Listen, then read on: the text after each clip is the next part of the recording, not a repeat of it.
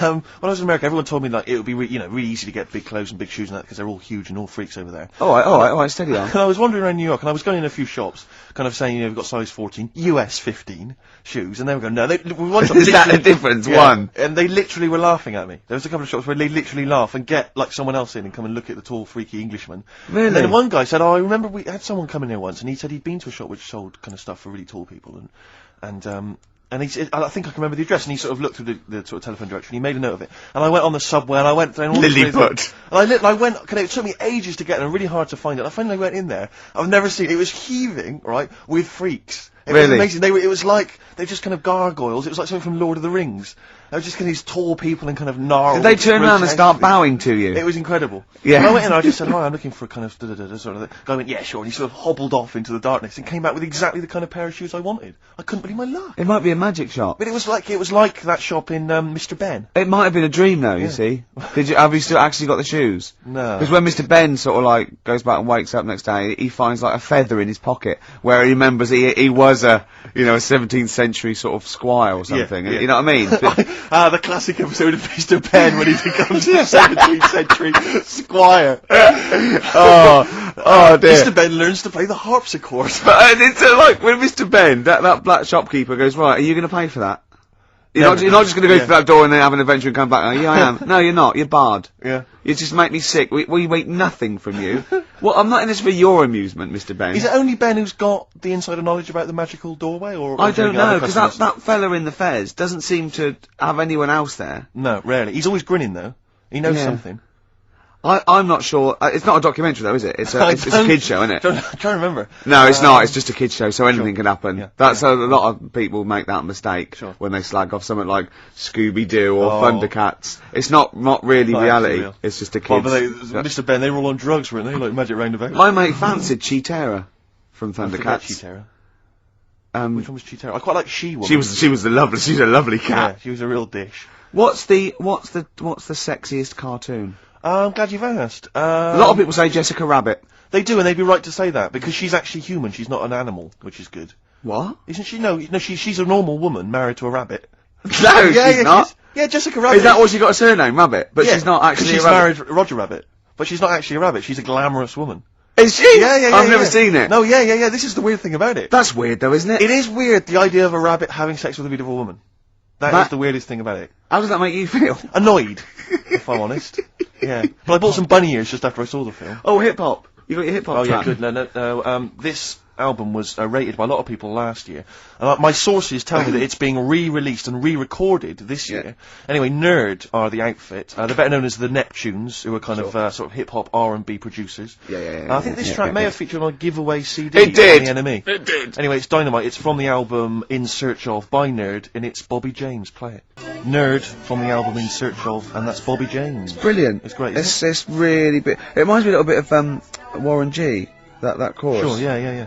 And apparently the album, it was on kind of limited release, so it's quite tricky to get hold of, but as I say, I think they're re-releasing it. Well, you should tape off the radio, because we're doing lots of features. Yeah, no, I'll maybe play that again in the future, just tape it off. I'll tell you what, I'll play the whole album over the course of the next couple of weeks. Yeah, and we're just, we're going to have us talking, we just go now, and you can press play and record. We can't advocate you tape it off the radio, because that's breaking. No, or maybe I'll just do some bootlegs of the catalog and just sell them Camden Market for £4. Exactly, fine. Yeah, something like that.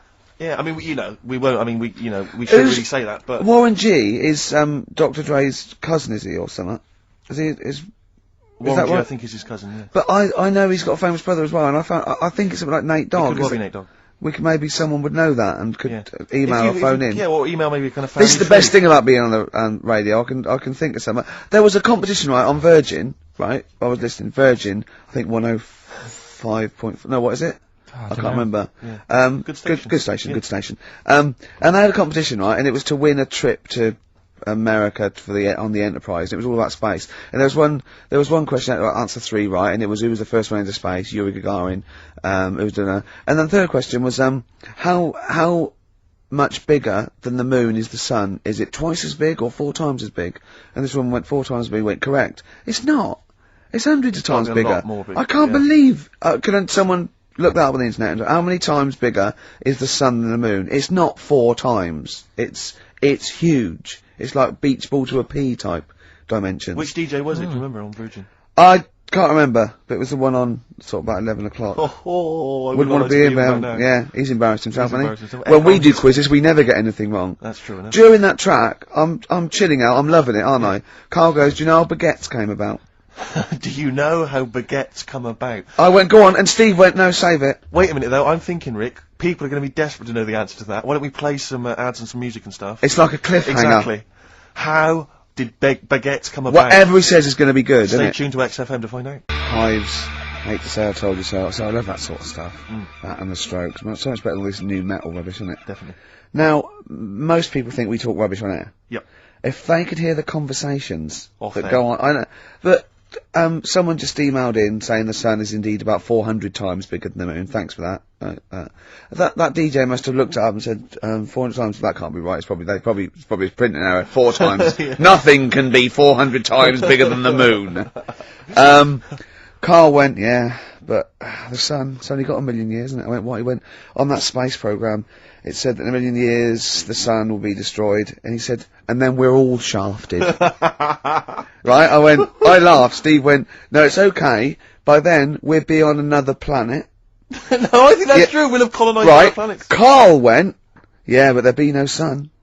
Steve went, well, there's other suns, which is true. Carl went, well, I went, well, yeah, every star is a sun. Carl went, well, not really. Not really. Don't believe that, do you? And I went, no, it is. The sun is just a star. It's not even a particularly big star. Carl went, well, why didn't they say that instead of worrying me? Instead of worrying me. In 1 million years' time. Yeah. I love that Carl, he's been preserved, brought back to life, and is now the ruler of the world. Just a head in Yeah. a fish tank. And he speaks like this. I am Pilkington. The reason you became king of the universe, of course, is because of your fascinating French bread anecdote. Oh yeah, yeah. What Come was on the then. What? How did baguettes come about? If this is going to be someone cooked a loaf a bit wrong and said, I can still make a sandwich out of it, I'm going to hit you. that it? No. Go on then. Right. Napoleon, when he was at war and that with Russia, 1812. Yeah. yeah, all his soldiers were like, not used to the cold weather and that.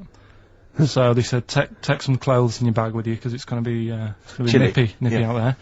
So they put all the clothes in the bag. Sure. Do what they were told. Oh. It's Napoleon, for Christ's sake. No room for any food. No, You're joking. So Couldn't they make some sort of like sandwich? no, it wouldn't fit because of all the clothes. You had to take extra gear. Sure. So anyway, he I said, can see where know. this is going. I'll be honest. Is there a baguette-shaped gap left in their holdall? They thought, let's make some bread that you can fit down your trouser leg.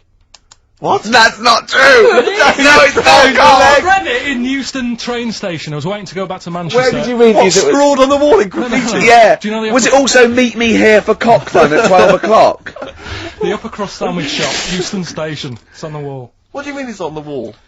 Do you know how it says like sail on at Dixon's, whatever? Yeah. Next to that, there was like a bit of information. Once you've read the stuff on Dixon's, Baguette information. there was a big thing about the history of the baguette. I read it and I thought, No, we got to make a sandwich we can spit down our trouser leg. But how can you march and fight with a huge piece of bread down your train? Although it would be intimidating. You see them coming, you go, sacre bleu, look at the size of them. They're big fellas. Well, Blimey. I can't help but feel that could be a practical joke at your expense. yeah. Wouldn't do that. Well, the Earl of Do you ever Sandwich... question anything you read? If it's printed up, is that, Yeah. like, fact for you then? Well, it's not funny. I mean, if they were trying to be funny, it's like, it's not, is it? So it's information. Have you heard us? Things sometimes want to be funny when they're not. That's exactly what happened with the sandwich. The Earl of Sandwich wanted something he could fit down his pants. And it was those triangle cut sandwiches wrapped in cling film were perfect. You might be right. You might be right. I am. Because the Cornish pasty, so they could drop it down the mines, isn't it? Is it? They wrapped it up they wrapped up like meat and vegetables in pastry, and they sort of crimped it, and it was like and they dropped it down the mine, so, yeah, that's how that came about. And bagels were originally made so that people could play hoopla, but then eat afterwards. I don't know if you're aware of that. That is true, Carl. Well, Is anyway. that call my bluff? Is one of them true? Yeah. They're all true. They're all true. Yeah. Tell your kids that when you have them. Yeah. You know, if they're still alive in 1 million years. Well, it might be true. Can someone confirm that baguette fact that it was so Napoleon could stick it down Not him. his trousers? Not him, his soldiers. His men. Yeah. Fascinating information. Fascinating bread information, Carl. Radiohead. Yeah, now this is my song for the lovers. It's a beautiful track. It's Let Down off OK Computer. It's one of my favourite Radiohead tracks. It's lovely. Right, set the tape going now if you want to tape these songs.